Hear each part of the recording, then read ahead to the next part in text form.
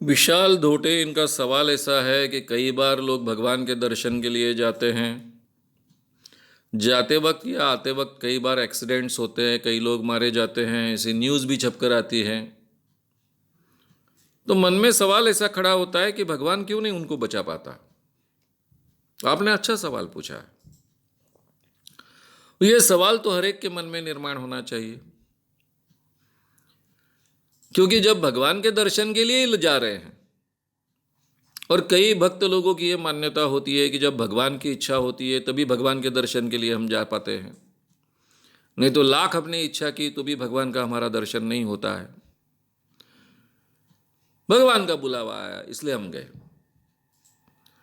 ऐसी स्थिति में ये एक्सीडेंट कैसे होते हैं, क्यों होते हैं, और भगवान क्यों नहीं हमें बचाता है, ये सवाल तो हर एक के मन में निर्माण होना चाहिए। क्योंकि हमारी धारणा है कि भगवान हमको बचाता है, भगवान ही हमें मारता है, यानी मृत्यु का दान देता है। जो बचाएगा वो मारेगा भी।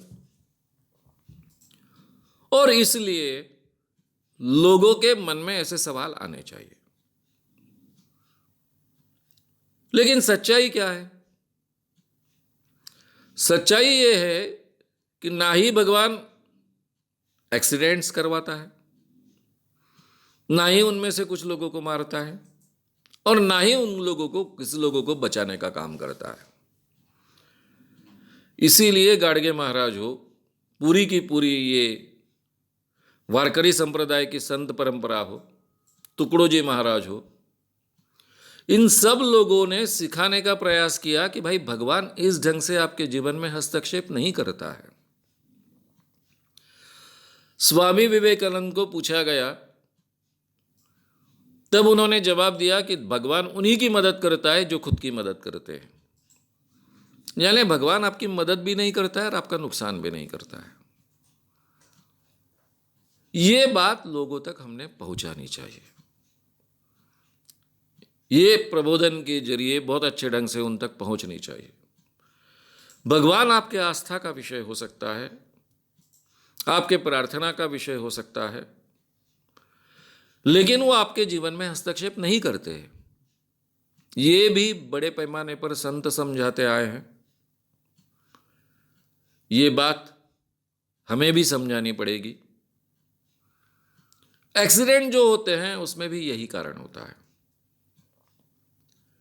कई लोगों के मन में भ्रम होता है कि भगवान के दर्शन को जा रहे हैं तो बाकी नियमों का ध्यान रखने की क्या जरूरत है, भगवान तो है ही सुरक्षा के लिए। भाई रोड सेफ्टी तो भगवान नहीं करने वाले, इतने चिल्लर काम तो वो करने वाले नहीं। वो तो आपको नियम अमल में लाने हैं। अगर ड्राइवर है तो उसको पूरी नींद मिलनी चाहिए, उसी के बाद में उसने कार चलानी चाहिए, गाड़ी चलानी चाहिए। वो आधी अधूरी नींद लेता है, बार बार ट्रिप्स करता है, गाड़ी चलाते चलाते उसको नींद आ जाती है, एक झपकी और इधर एक्सीडेंट हो जाता है। खचाखच भर लेते हैं, चिंता नहीं करते, क्योंकि मन में ये होता है भगवान तो है साथ में, चिंता करने की क्या बात है।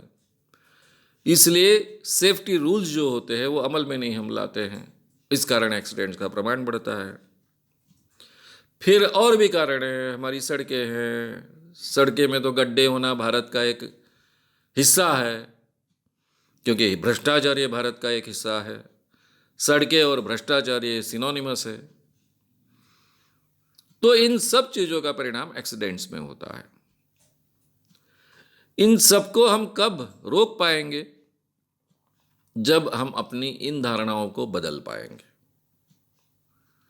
और भ्रष्टाचार ये एक देश के लिए गुनाह है ऐसा हम मानेंगे। मैक्सिमम भ्रष्टाचार ये धार्मिक लोग करते हैं, या फिर मैक्सिमम भ्रष्टाचार ये धार्मिक ही होते हैं।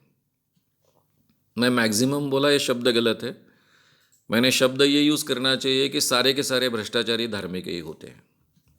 आपको अपवाद एखादा मिलेगा करोड़ में कि जो धार्मिक नहीं है फिर भी भ्रष्टाचार कर रहा है, क्योंकि हमारे देश में मैक्सिमम लोग तो धार्मिक ही होते हैं। मैक्सिमम लोग धार्मिक होते हैं, उनमें से कुछ भ्रष्टाचारी होते हैं। और भ्रष्टाचार को रोकने की कोई भी यंत्रणा हमारे धर्म की प्रीचिंग्स में नहीं है। मैं बहुत जिम्मेदारी के साथ बात कर रहा हूँ, बहुत जिम्मेदारी के साथ मैं बात कर रहा हूँ।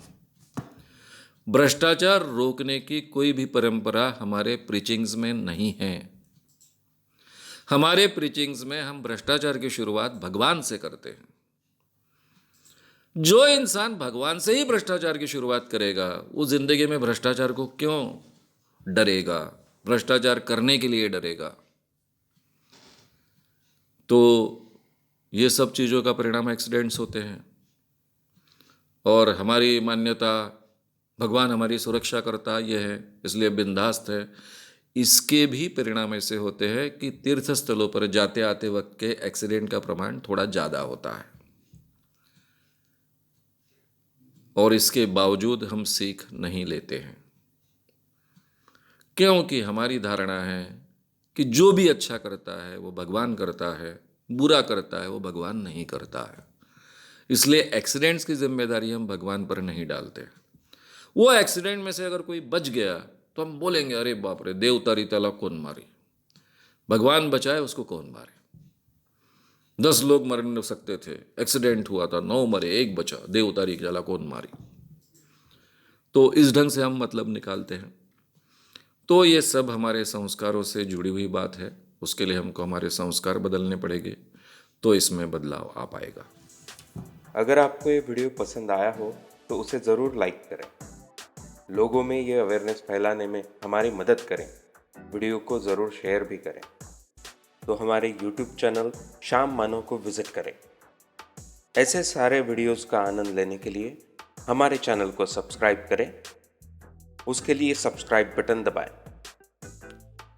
नए वीडियोस का नोटिफिकेशन पाने के लिए बेल आइकन दबाएं।